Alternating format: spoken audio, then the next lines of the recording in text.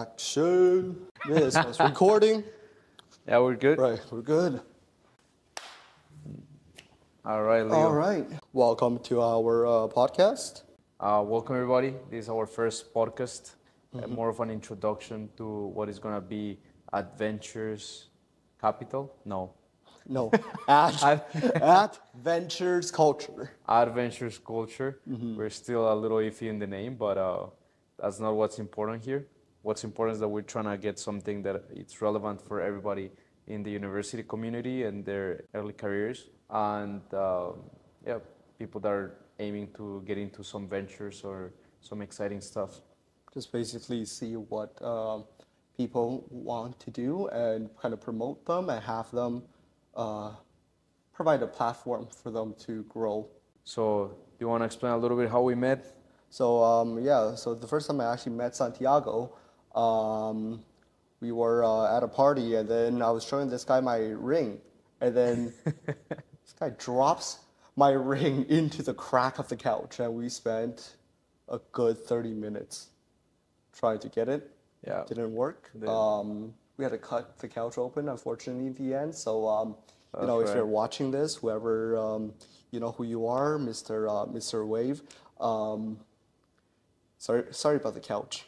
Yeah, sorry about the couch. It was all me. I'll get a different free couch for you guys. Yeah, we'll find you one on the streets. Yeah.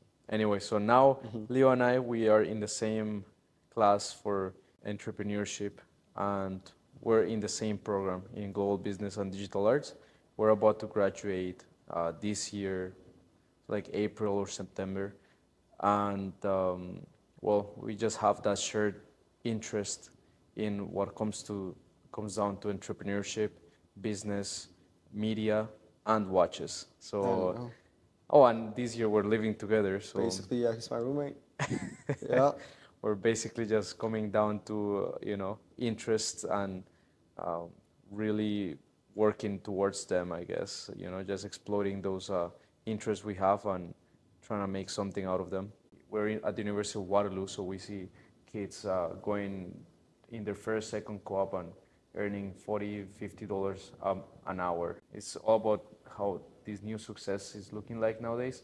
But at the same time, we see a lot of people about our age with their own companies, with their own ventures, that it's just very interesting to see what they're coming up with and what it took them to get to where they are right now. So we just want to put a face into what that is, what that process is. Put a face behind that company, and also document their growth as a company from the start of everything. Have them hear their stories about how they really took an idea from nothing and built it into where it is now. Whether that is super advanced in the life of like a company, or if they're just starting up. So we just want to document their stories, share their stories, and basically have fun doing so. Yes, sir. That sounds about right. And especially we want to touch on some topics regarding venture capital, accelerators, even job applications. Some of those things that might be useful for people just starting their venture process, or people that are starting their early careers with different programs, or that are even just looking into which program to take at university. So that's kind of the ideas of right now. Santi, I know you have your own business, actually quite a few of them. So would you want to talk about some of the businesses? Sure. So I actually when I first starting at Waterloo, most of the people around me were in CS, engineering, and all these programs that are a little bit more technical and technology based. My first thought when I started thinking about creating my own company was going into something related with tech and innovative industries. But then I was advised by some other people that have big businesses that I should just start with whatever I have in hand, whatever my skill set was. And for that time being was the cleaning industry, which I started it's now 3 years ago. We specialize in commercial cleaning, office buildings, residential buildings, and empty units. We do a lot of different services down there. But yeah, that was my first company. It took a lot of learning, but I'm glad it was the first company I opened. It opened me so many opportunities to then pivot into my new company, which is Student Must Stash. It's a service for students, especially here in Waterloo when they move every 4 months. So I mean, 40% of them are international. So what we offer, we pick up their belongings, we store them for 4 months, and then we deliver it back to them when they come back Storage. to Waterloo. Yes, Exactly. yeah. So it's a storage business that is focused on the convenience for students. Yeah. And what's a good thing with about living with Santi is that our place gets cleaned twice a week. It does. It does. It's very nice. It does have our own cleaner. That's right. Yeah, That's a perk for sure. definitely a perk. So yeah. Yeah, that's a little bit of my experience. And other than that, I'd say some of the biggest learning curves that I've had to indulge in, especially in the second business, was all the web development part of that business, the media.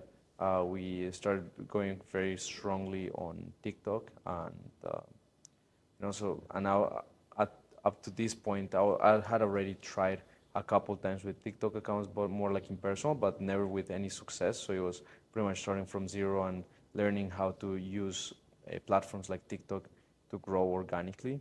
And we're very recent. We started just in February, so So you want to talk to me about some of the processes that you took, or like the progress of how you grew your TikTok account? Because the Student Mustache TikTok account is quite impressive in terms of the amount of interaction it gets. right. So, oh, thank you. um, it it was honestly easier than trying my other personal accounts. When I started doing my personal accounts, I was focused.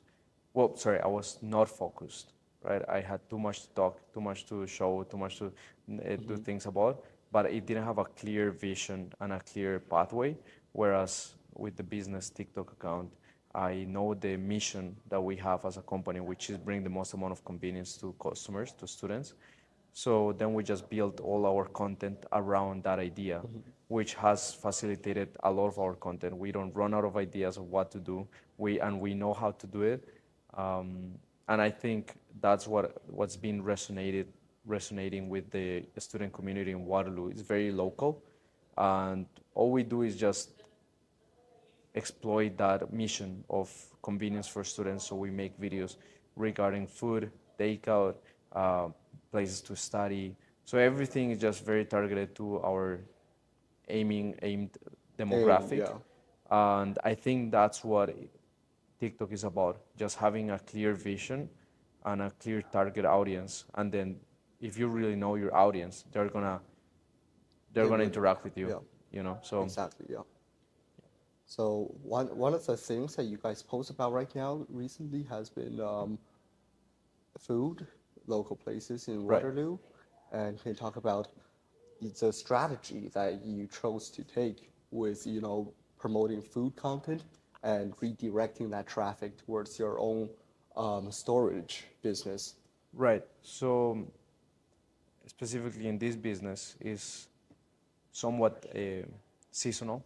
So it's every 4 months, and that's in Waterloo. In most other university towns, it's once a year, only during the summer. So what we do in between those 4 months is marketing and branding. We don't want to waste our time, giving out flyers because people are gonna just throw it out and then maybe remember us when the time comes, for them to move out. So what we thought about is structuring this, used in our advantage, the exposure that we've been getting on TikTok with the restaurants is by generating some type of win-win situation for restaurants and businesses in the area. So what we do is we show them our TikTok account. We ask them if we are able to shoot a video for them. They most of the time say yes, and so then all we ask for is just for them to paste our logo or our some type of our publicity in their business, or even just put it around in their business, so then when people go to our business, they just get that reminder of our brand. So it's just branding. Physical advertising. Exactly. Exactly. So we just want to create, kind of like close the circle, you know. We are creating some advertisement from different business. Then people go there, right? Then they go there, they see again our logo, and then they complete the, you know, the process of hopefully getting business for them and for us. I think as of right now, if you're able to help each other out, you know, collaborate with our businesses, that's the easiest way to grow collectively. I do think that if the time is to risk something, it will be right now. Time is You our can Silvio. you can always just fall back into a office job or into some type of corporate career, which, you know, you can always catch the boss again in a few years if this whole venture thing doesn't work out. That's a little bit about me, but alright, then that was our first introductory. Welcome to the channel. Welcome People to that's very Adventures Culture. We are hoping to have, well, coming soon, some of our boys that are in computer science. Some of them have ventures, and yeah, we have very exciting people that are wanting to come and talk about their mostly ventures, I'd say. And if any of the viewers have any questions or have any thoughts that want to see in a video, or that want to see us asking people about, please let us know. We'll for sure try to incorporate all those into the next upcoming videos. We're going to be trying to do one video every Friday. Yeah, have it up on Friday. But yeah, that's basically it. Thank you for watching. Subscribe, like, I guess all that. Wait, so homie's calling. So, Yo. Alright. But easy. what does he say? He's gonna be here in 10 minutes. Okay, perfect. Cut. What do you think about that?